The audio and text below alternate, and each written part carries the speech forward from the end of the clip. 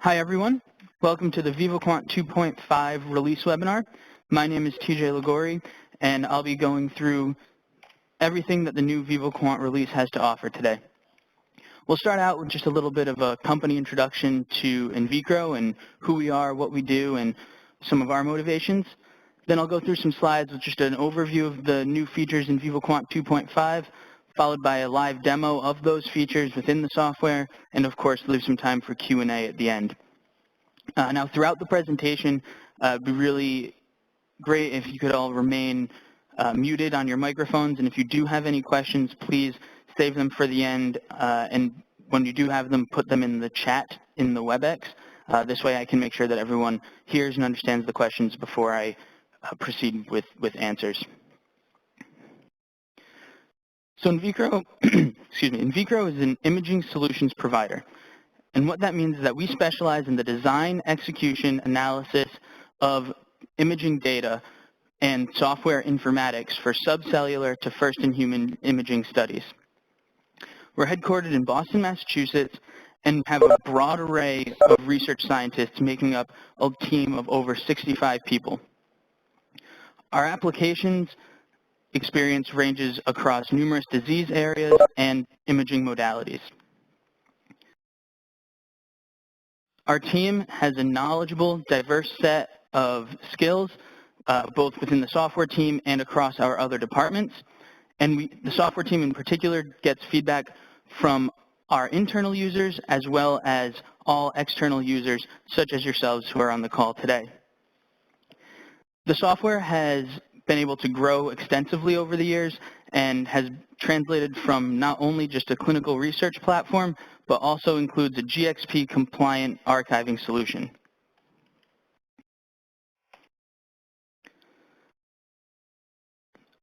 Our customers really require analogous tools in the preclinical space as well as the clinical space. And for that purpose, we've developed the VivoQuant, which allows you to view and inspect data, make qualitative or quantitative assessments and measurements, and then also publish and share results using our IPACS platform with internal and external program team members and collaborators. But all that said, the reason that you're all really here today is to learn more about our newest release, VivoQuant 2.5.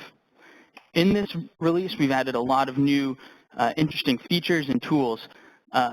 The first of which, and probably the one that most of you will see right away when you access the data or access the software, is we've added a button to easily connect to the IPACS. VivoQuant and the IPACS really work hand in hand, and with this button, it's now even quicker and easier to access your data, get it into VivoQuant, and move on with your analyses. You'll also notice that we've redesigned the layout of the software a little bit. We've opened up the display area by removing the right side palettes and moving them into the data list, integrating them for a more seamless understanding of what data is being displayed how, as well as being able to manipulate multiple palettes at the same time, whether that's adjusting your min-max or the color themselves. And I'll go through all of these things once we get into the live demo as well. We've also updated our ability to zoom and pan within a data set. Now this, in the past, you were able to zoom in VivoQuant, however, it was very taxing on your memory. We've now cut that down. We only render the pixels that are displaying in your viewport, so you can zoom in very close to your data, zoom out, move around, and do all this with access to the data in any operator. For instance, you can zoom right in on a tumor, as you're seeing on your screen right now, and be able to draw a very detailed region of interest, and then jump to another operator and still maintain that zoomed-in space. This is particularly helpful for users using large or 2D data, such as autoradiography data or white light data. The other new feature that, again, you can still use those zooming and panning features is our updated MultiViewer. We've made this much more flexible than it was in the past. You can now have up to a 5x5 grid of different viewports, and you can drag and drop any data set that you have loaded in your data manager directly into your viewport, as well as adjust what views you're looking at in any of the viewports, whether that's sagittal, coronal, or transverse. You can put in multiple data sets, or for instance, in this image that you're seeing now, we're looking at the sagittal the coronal and transverse view of one animal imaged at 3 different time points. So you can really view your data in a number of different ways. And finally, probably the largest feature that we've updated in the software with the new release is our tracer kinetic modeling capabilities. We previously did have a tracer kinetic modeling package which offered 3 models. We've now added 4 more. That's your 1-tissue and 2-tissue compartmental models, your simplified reference tissue model, and your SRTM2. And more importantly, we've added the ability to perform this modeling on the voxel by voxel basis. What this allows you to do is generate your parametric maps of the data, which you can see here in the upper right-hand image. We've added that ability, and you see that here in the sort of bottom right corner of that image. That's your distribution volume map. And of course, we still maintain the ability to generate the plots of the model fit as well as tabular output in spreadsheet form.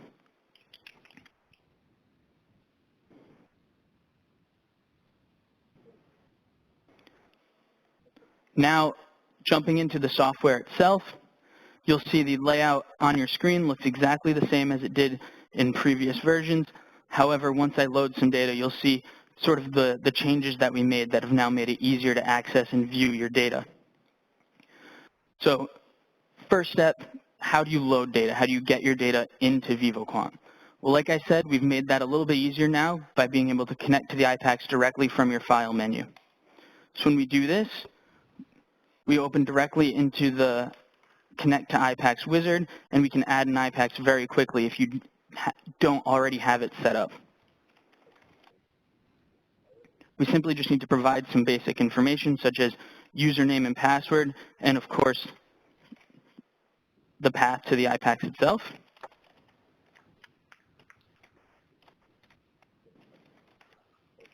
And say OK. We can now access that data very easily using the data browser here with the IPACS now added. You'll see I can also still filter from project to project, in this case looking at a SPEC-CT project, and access any information in the header of that data. So here, let's open this animal 1, hour 1. We open that data. It will quickly open up right directly into VivoQuant.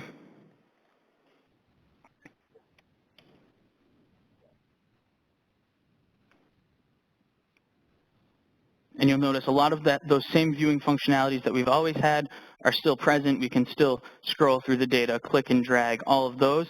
But right off the bat, you'll notice we've adjusted these palettes, like I said before.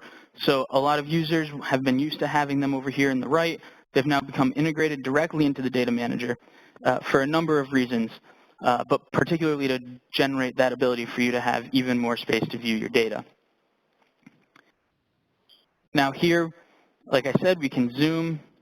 So if I want to really get a good view of my tumor, for instance, I can zoom right in, zoom out, move around quickly, easily. You'll notice there's no delay, no lag in doing that. We've also added this button up here to reset the zoom and pan, so I can go directly back to where I was before.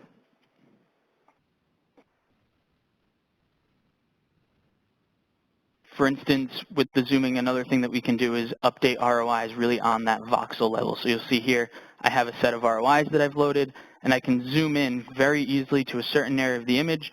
Say here, we want to update this liver ROI.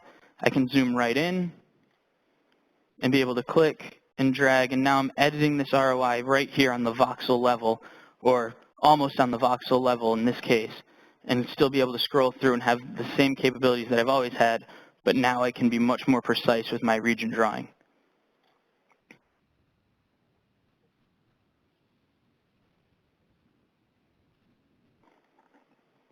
Now I mentioned that MultiView, so I'll demonstrate that with this data set right now.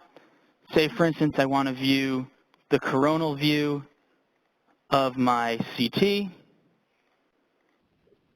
with my ROI, and also the coronal view of my CT and my SPECT without my ROI. This is a very nice feature. So now I can view my spec data without obscuring it with my ROI all at the same time. And you'll notice now that when I scroll through the image, those two images are linked so that there's no discrepancy regarding what data I'm looking at or what position in the data set I'm looking at. This is a very nice, easy tool. I can also show ROIs on all the images at the same time, as I'm showing now, or I can do it on one version at a time. So this is a great way to look at ROIs, but as I said before, another great use of this tool would be to look at one animal over time. Now that we have the ability to have more flexible viewing, we can really get creative with things like this. So let's jump back to our data manager and open up, say, hours 4 and hour 24 of the same data or the same animal.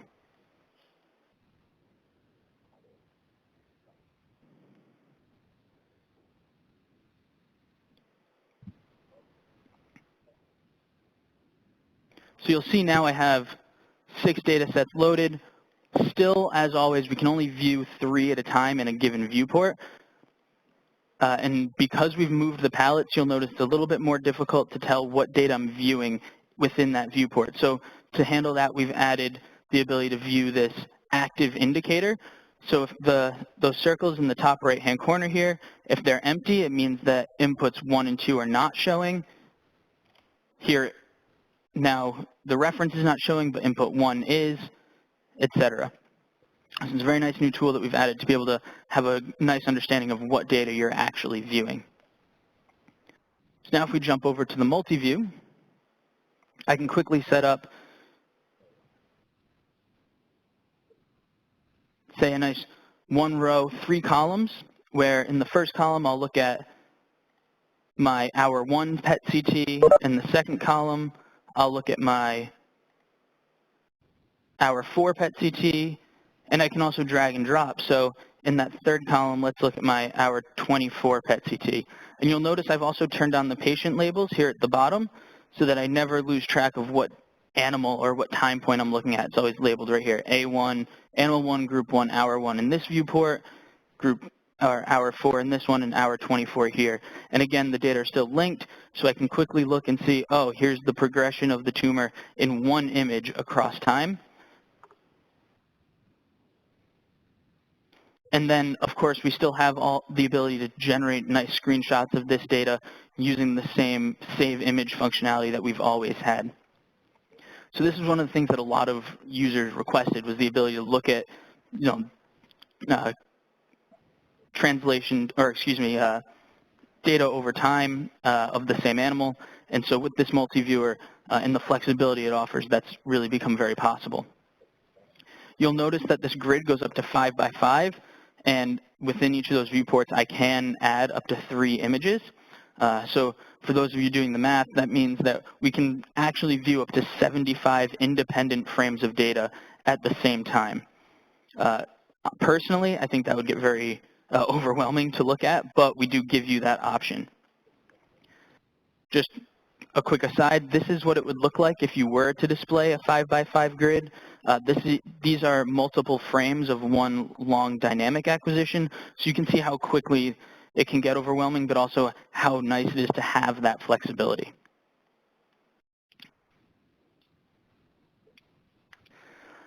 Now, one other thing with the multi-view that can be very, very helpful is the ability to look at data sets that aren't necessarily aligned to each other. So these data sets are fairly well registered, but what happens if I want to look at an animal at multiple acquisitions that isn't well registered? Well, we thought of this too. So if I unload these data here, now I'm going to load in some MR data. For instance, animals 1 and animal 2. And you'll see here in my data manager that the data aren't really aligned very well, but I want to be able to look at differences between them. Again, the multi-view is your answer. So in this case, let's set up a 1 by 2 in the transverse view, and let's drag our data in. So here we have our 2 data sets. You'll see as I scroll through, they're just not well registered. So what we've done, and this is also really in agreement with a lot of clinical viewers that we've seen, we can unlink the views and now scroll through either independently, and then also we have this resync button, so they're back to how they were originally. I can scroll through one until they're just about aligned, link them back up, and now I've essentially registered my data without going through the hassle of registering my data. So this is something that can be very, very useful for looking at just quick qualitative comparison of various data sets that may not be in the same space, but have similar anatomy that you're interested in looking at.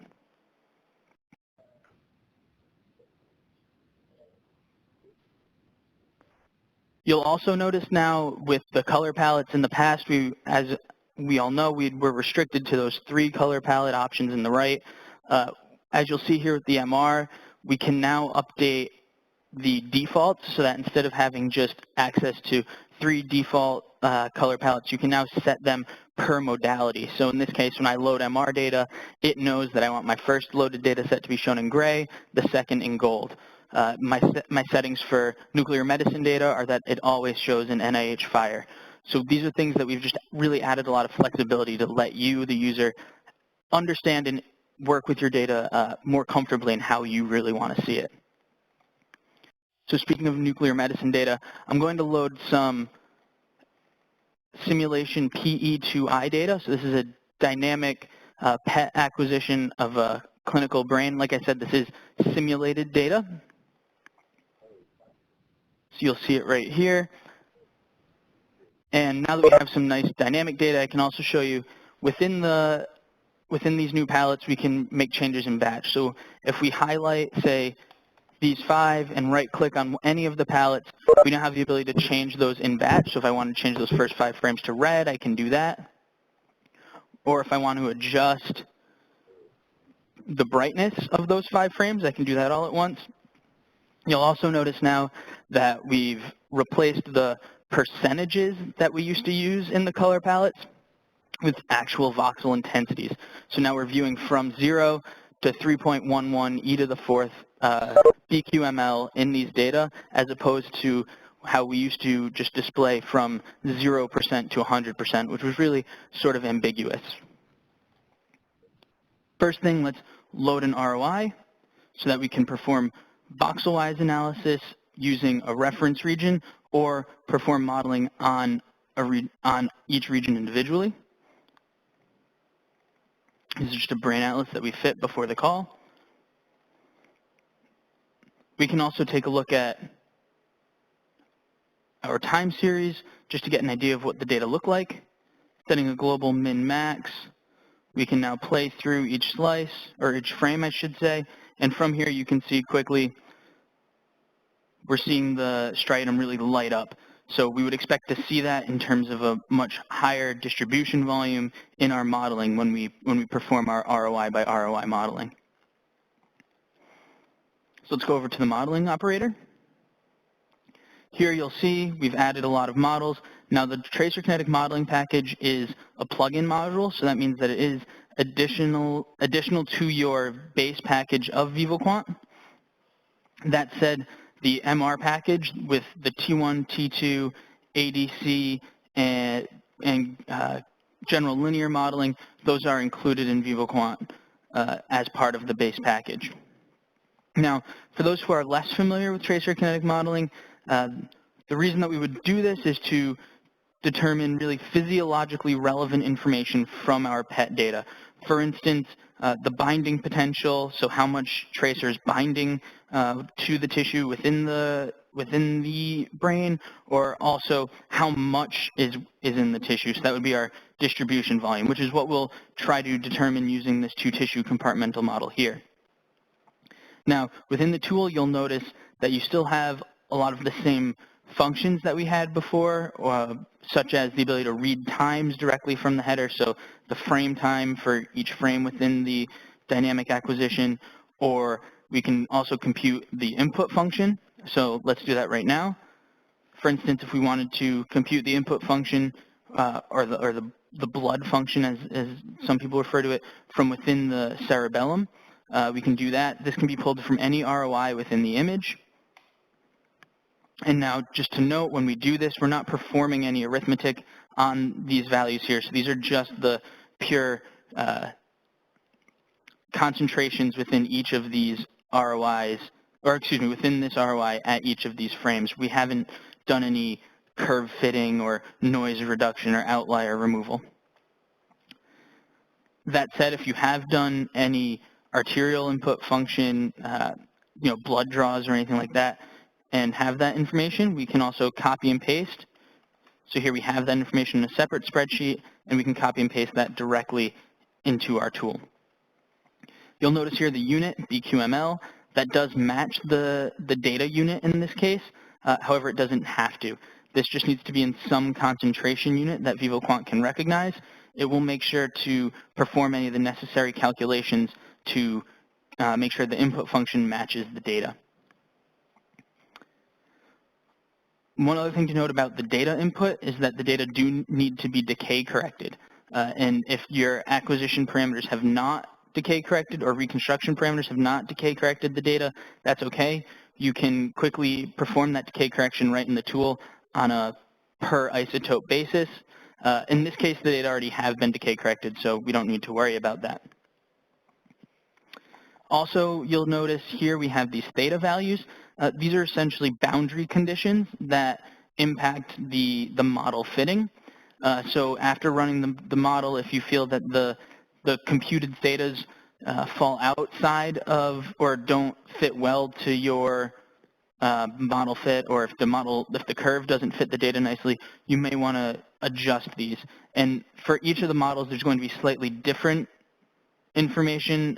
For instance, here we're going to need the K2A for the boundary condition. That said, let's just fix our input function here. We want to change that back to custom.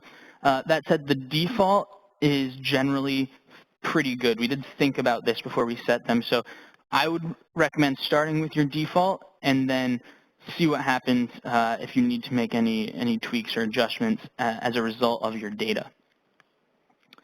So let's start by running the model fitting on the ROI level. So essentially, we're just going to fit the concentration for each individual ROI. We run this. And what this will give us is a plot for each region, as well as the ability to store that information into various spreadsheets. So you can see here, we can scroll through, look at the different regions. Obviously, the one we're most interested in here is the striatum. And if we hover over the plot, we're given the VT, that's the distribution volume, that's really our macro parameter, as well as K1, 2, 3, and 4. These are our micro parameters that deal with the curve fitting, and also the MSE, that's our mean square error, so essentially our goodness of fit. And we're also printing our theta 1 and theta 2, which fall nicely within the range that we provided. This is also printed here at the bottom of the plot. Now, if we click here, we can save all of the plots for each of these ROIs. And doing that would really just give us a nice, easy, quick QC of making sure all the curves fit nicely before we move on to trying a voxel-wise model fitting. And we can also save tabular results, as I said before, to a spreadsheet. So let's just call this demo. And then right here in that output, like I said, we get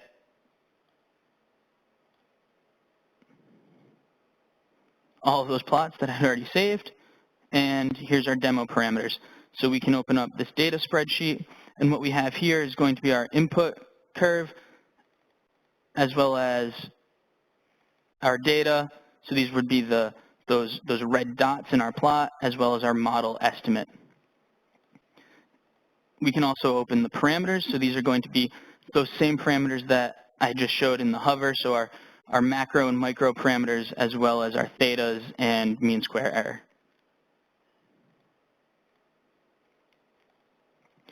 Now going back into the tool, say we've done the ROI plotting, but we're really interested in generating a parametric map. We want to see sort of on the on the voxel level what happened in the data. So let's close our plot, and this time let's run on the voxel-wise. Now, voxel-wise parametric mapping, particularly of the two-tissue compartmental model, will be very slow. So in this case, we're going to do what we call masking the data. So we're only going to perform the model fitting within the striata. So now we say run, and here it will begin fitting the PK model. Here we're using a basis function approach, which means we're fitting 60 basis functions to estimate the model fitting as best we can. This really makes the fitting very quick, but also very effective. So you'll see here we get that similar plot that we had before. Now if I click and move around, this is very similar to what many of you have experienced in the MR modeling tools. We do get updated plots for whichever voxel we're currently viewing. And in this case, because we used a mask, if we click outside of our mask region, you'll see that we didn't actually fit a curve there. So with this, we can now prepend data. So this will essentially put our parametric map of our distribution volume as well as our microparameters and our MSE directly into our data manager. You see those here. And now let's just reset our min-max. I like to go from 0 just to hide some of that background. And we can also hide everything other than the distribution volume for now.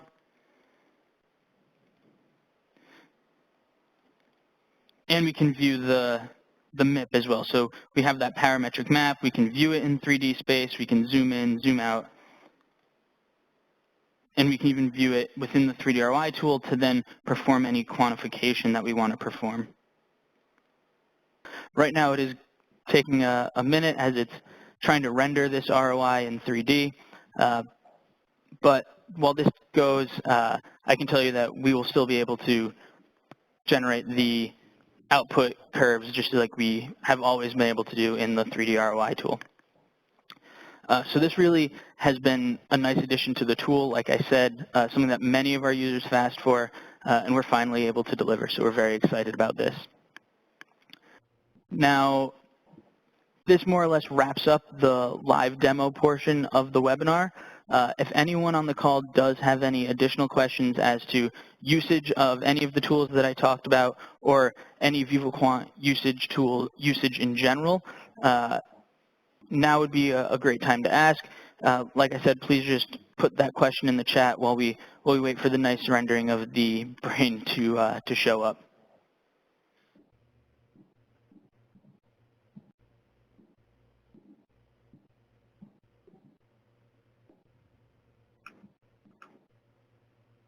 Here we go.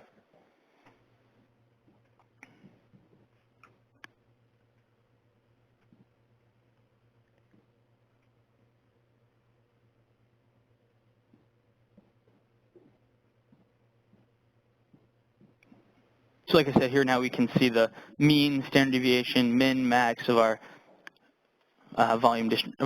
distribution volume within the striatum. So no one has typed anything. If anyone does have any questions, you can always contact us or take a look at some of our other available resources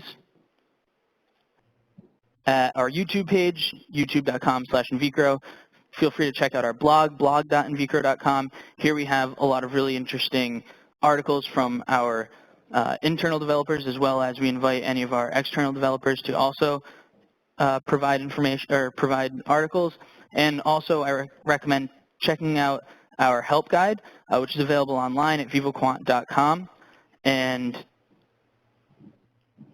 if you are interested in taking a look, you can see here we've also added some nice descriptions of a lot of our VivoScript functions and also a very detailed explanation of all the models that we've added in the PK modeling tool that we've gone through today.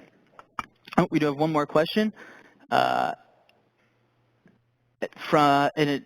question is regarding the new multi-inference modeling tool for multi-echo GRE MR images to estimate fat fraction. Yes, we have added that as well within the modeling tool.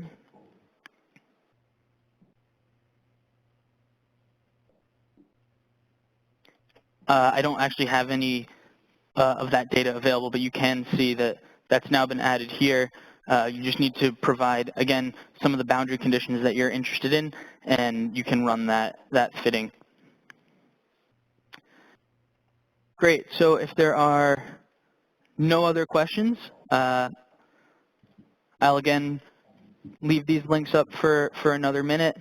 And if anything comes up after the call, please feel free to reach out to us. We're always happy to help. Again, my name is TJ Liguori. Thank you very much for joining the call.